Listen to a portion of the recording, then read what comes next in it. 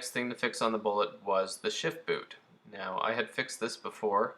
I had actually done quite a few of these before where I got the bezel from an automatic that didn't have the boot in it, and I added the boot with one that was broken, or the bezel had drill holes, like my Red Mach one had some drill holes in it, and for switches or something weird.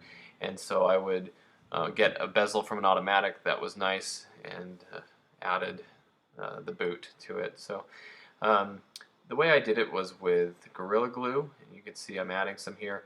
You got to be careful because Gorilla Glue does expand as it dries, and so it can make a mess.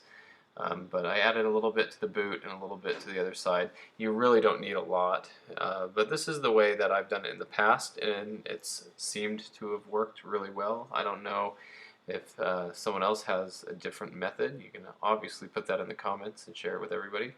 But this was the way I did it before, and you can see there's still a little bit of Gorilla Glue on this one where I had repaired it once before, but sometime since I had sold it and the previous owner had it, the boot was broken out of it again. So I put it in here and I get it all lined up nicely, and then what I like to do is once it's secure in spot where it should be, I use a few rubber bands to wrap around it, and that keeps it pushed up against the bezel. So that'll keep the leather boot firmly up against the bezel. So here's how I did that.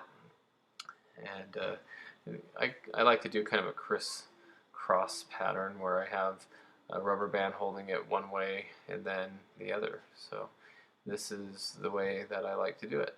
And I let it dry for a long time, at least a day. And once it dried, there was a little bit of Gorilla Glue that had gotten through on the bag side, and I just got some pliers and broke it off, and it actually came off pretty well. It separated from the boot without tearing, so I thought that was pretty good. But you can see I put quite a few rubber bands on here crossing each way just to make sure to keep that pressure on there, and it did really well. So you can see as I've gone back, I have quite a few rubber bands holding it on there, and I added a little bit in the sides here to try to get it to really seal it. You don't need a lot, like I said. I think I used a little too much this time. I have always been very conservative with it, but this did really well. So after I let it dry for a couple of days and clean it up, I got it back in the car, and this was a good time to make sure that everything under there was clean and that the wires I have for the wideband and everything else were in place.